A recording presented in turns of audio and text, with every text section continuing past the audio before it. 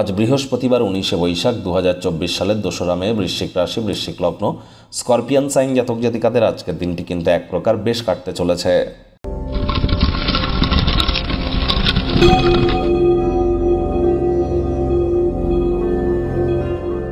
ভিডিওটির শুরুতে স্ক্রিনে আপনারা দেখতে পাচ্ছেন বৃহস্পতির বীজমন্ত্র ওম গ্রাং রিং গ্রং স গুরবে নমঃ। বৃহস্পতির এই বীজমন্ত্র অবশ্যই আজকের দিনে 108 বার জপ করুন, কারণ 1লা মে কিন্তু বৃহস্পতি রাশি পরিবর্তন করেছে। আর বৃহস্পতির রাশি পরিবর্তন শুধু নয়, এই যে মে মাসটি ঘটনাবহুল একটি মাস, বুধাদিত্য যোগ, লক্ষ্মীনারায়ণ যোগ, আবার এর সাথে সাথে থাকছে মঙ্গল এবং রাহুর অঙ্গারক যোগ, মালব্য নামক রাজযোগ, বৃহস্পতির রাশি পরিবর্তন, উদিত শনি, একাধিক প্রভাব কিন্তু এই মে মাসে আপনাদের জীবনে পড়বে।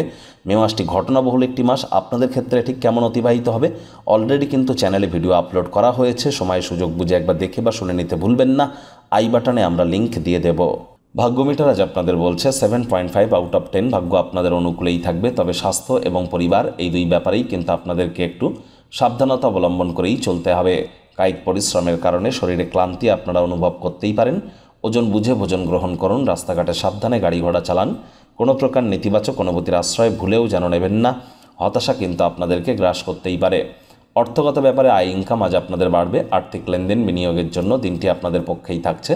নতুন উদ্যোগ পরিকল্পনার পাশাপাশি নতুন নির্মাণ কার্যের শুরুয়াত আজ করা যেতেই পারে।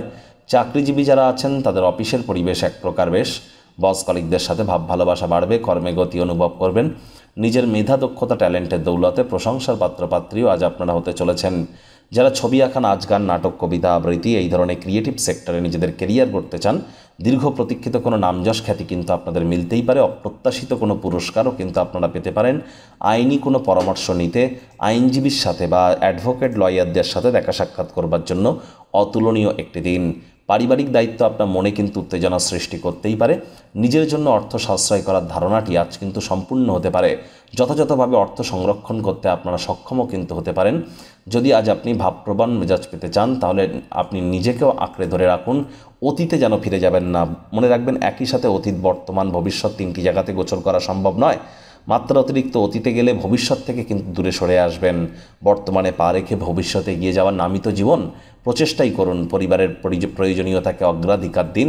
পরিবারের লোকজনদেরকে বোঝান যে আপনি তাদের ভালোবাসেন, কেয়ার করেন, পরোয়া করেন। মুখ দিয়ে বলে বুঝিয়ে কোনো লাভ নেই। সংবেদনশীল কর্মের মাধ্যমে বোঝানোর চেষ্টা করুন। শত্রুপক্ষ বিরোধী পক্ষ একটু হলেও অ্যাক্টিভ কিন্তু থাকছে।